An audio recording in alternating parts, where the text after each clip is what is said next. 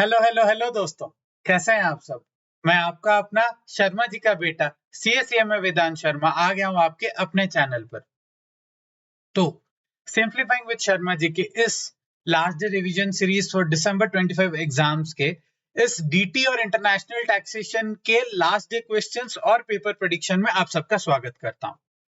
तो दोस्तों, जैसे कि आप सबको पता है, हम इस वीडियो में क्या करने वाले हैं। पहले पेपर पैटर्न क्या था वो समझेंगे, फिर इस बार क्या क्वेश्चंस आने के पॉसिबिलिटीज है वो सब चीजों पे ध्यान देंगे। फिर वो मस्ट डू क्वेश्चंस जो आपको एग्जाम से पहले जरूर करके जाना है, कौन सा ऑप्शनली करना है, वो सब चीजों के बारे में हम बात कर देंगे। तो उससे पहले चैनल को सब्सक्राइब करके रखिएगा और टेलीग्राम चैनल ज्वाइन कर लीजिए, ताकि जो भी पीडीएफ है, जो भी लिंक्स है, आपको टाइम टू टाइम मिलते रहे, कोई प्रॉब्लम ना हो। तो चलिए पहले देख लेते हैं हमारा पेपर एनालिसिस कैसे क्या होने वाला है, फिर उसके बाद देखेंगे पेपर प्रेडिक्शन हमारा।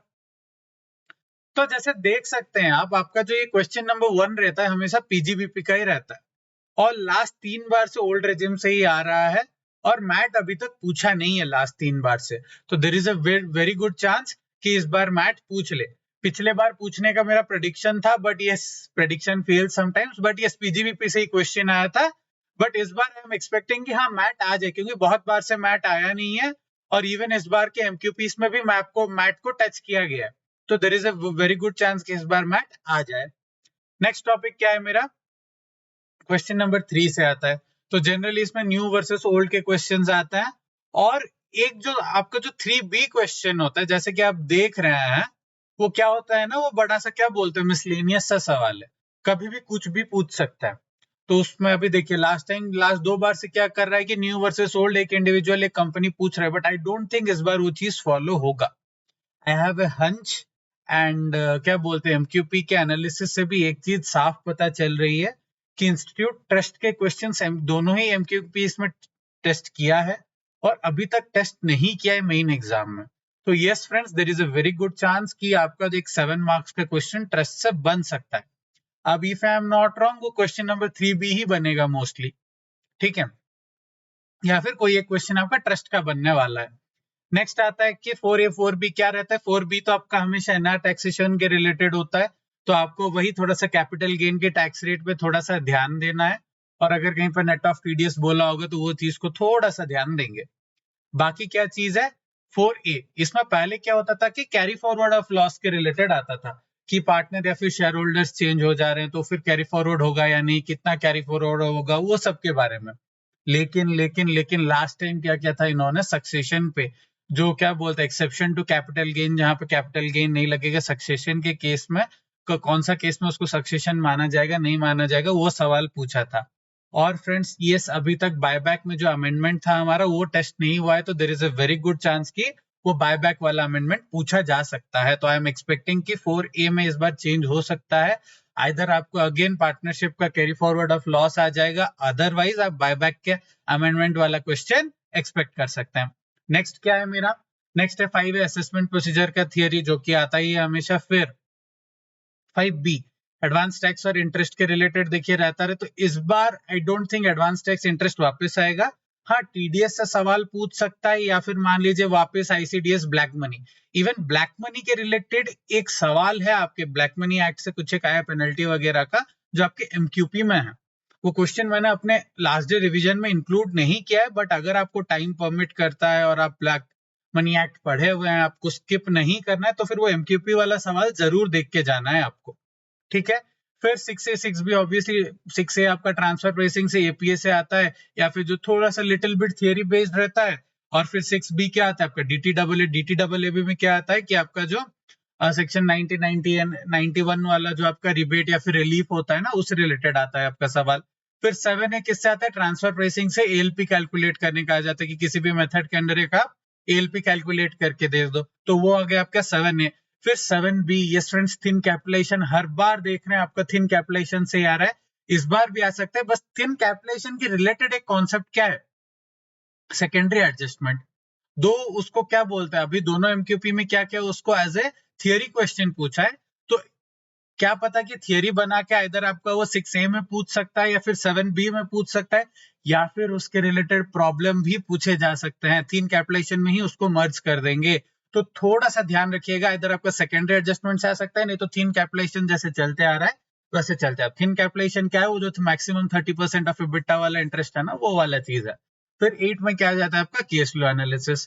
तो आपको क्या कैसे अटेंड करने हैं पेपर, कौन सा क्वेश्चन छोड़ना है, कौन सा क्वेश्चन अटेंड करना है।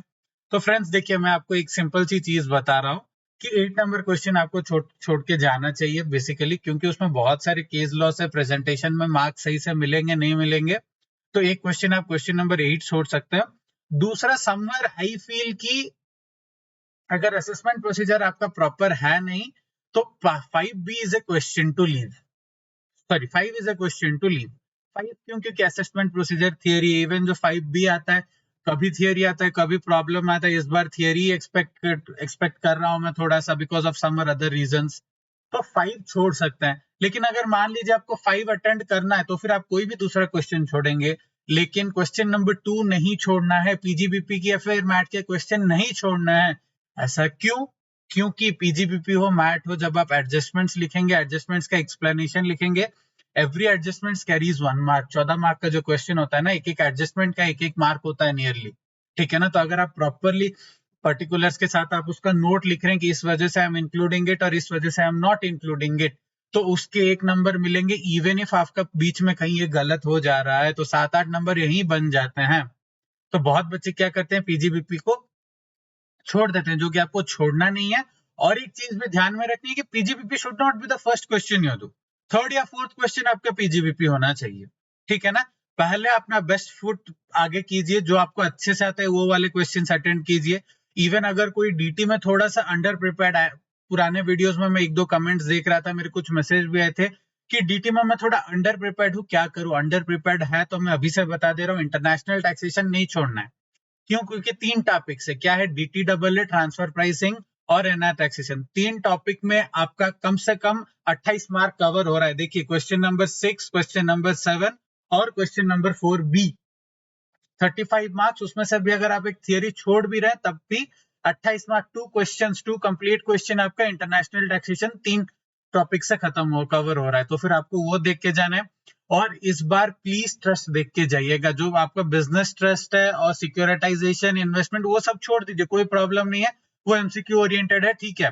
बट जो आपका मेन ट्रस्ट है, जहाँ पे एप्लीकेशन ऑफ फंड वगैरह रहता है, फिर वो सब चीजें ना, उसको बिल्कुल भी नहीं छोड़ के जाना है, क्योंकि दोनों एमक्यूपी में इस बार डाला है। और क्या बोलते हैं, न्यू सिलेबस में एक बार भी टेस्ट नहीं हुआ है, तो उससे आ सकता है।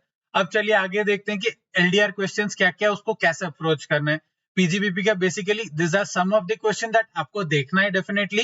बाकी और क्या करना है आपको, पीजीबीपी का मास्टर क्वेश्चन किसी भी फैकल्टी का देख लेना है, ठीक है। That is what you should do always. एक मास्टर क्वेश्चन कीजिए, this are some specific questions you have to do. फिर रही बात आपका इसके एग्रीकल्चरल इनकम, अगर आपका स्ट्रांग है, टाइम है, आप सिंगल ग्रुप दे रहे, तब देखिए बोथ ग्रुप वालों को मैं क्या बोलते हैं, सजेस्ट भी नहीं करूंगा एग्रीकल्चरल इनकम। देखो same goes with 35AD। 35AD का लिस्ट एक बार ओवरलुक कर दीजिए, उसके क्वेश्चन ना करे तो चलेगा, ऑप्शनल में मैंने डाल दिया। फिर कैपिटल गेन तो डायरेक्ट है नहीं अपना, तो क्या क्या आएगा, बिजनेस रिस्ट्रक्चरिंग आ जाएंगे। फिर अपना क्या बोलते हैं, बायबैक वाला एक केस हो गया। तो जो छोटे मोटे या फिर जो पार्टनरशिप फर्म को मैं बेच रहा हूँ, या फिर वो वाला जो 45(5) है और 9B से सेक्शन 9B वाला चीज है, वो वाला एक बार देख लीजिएगा। दो उसके चांसेस कम है, थोड़ा सा लेंदी हो जाता है करके, बट स्टिल वो कैपिटल गेन का जो बायबैक का अमेंडमेंट है, उस पर थोड़ा सा ध्यान दीजिएगा। बाकी रिस्ट्रक्चरिंग से तो आता ही है कि मतलब आपका लॉस कैरी फॉरवर्ड होगा या नहीं। और क्या बोलता है, अगर रिस्ट्रक्चर हो रहा है तो फिर उसको क्या बोलते हैं, कैपिटल गेन पे सेल मानेंगे या नहीं, या फिर एग्जाम्प्ट हो जाएगा। वो वाला जो केसेस है वो अच्छे से देख के जाइएगा। आईएफओएस अगेन ऑप्शनल है कि गिफ्ट का प्रोविजन, गिफ्ट का प्रोविजन क्या होगा, टोटल इनकम में कहीं पे हाइड होके आ जाएगा, ऐसा आई डोंट एक्सपेक्ट कि उससे आए। तो इसमें आपको 2 चीज ध्यान रखनी है कि एक जो डिविडेंड पे आपका जो इंटरेस्ट मिलता है अप टू 20%, वो वाला एक चीज ध्यान रखना है। और एटीएम वाला चीज है क्या, उसको एक ध्यान रखना है।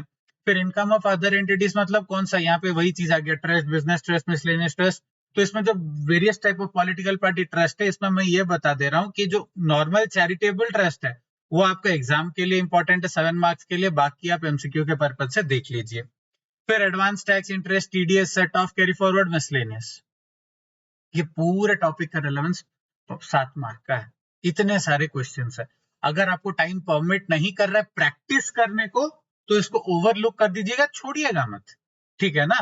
थोड़ा सा ओवरलुक कर दीजिएगा, डिडक्शंस में भी आप टीडीएस में आपको क्या करना है, जो थोड़े थोड़े मेन है वो देख लीजिए, बाकी सेट ऑफ कैरी फॉरवर्ड का थोड़ा सा देख लीजिएगा, बेसिक सा चीज है, ठीक है। हाँ, एडवांस टैक्स इंटरेस्ट कैलकुलेशन मत छोड़िए, क्या पता रिपीट हो जाए, बट बाकी जो टॉपिक्स है आप एक काम कर सकते हैं, ऊपर ऊपर से देख के उसको छोड़ सकते हैं, if time does not permit you, ठीक है।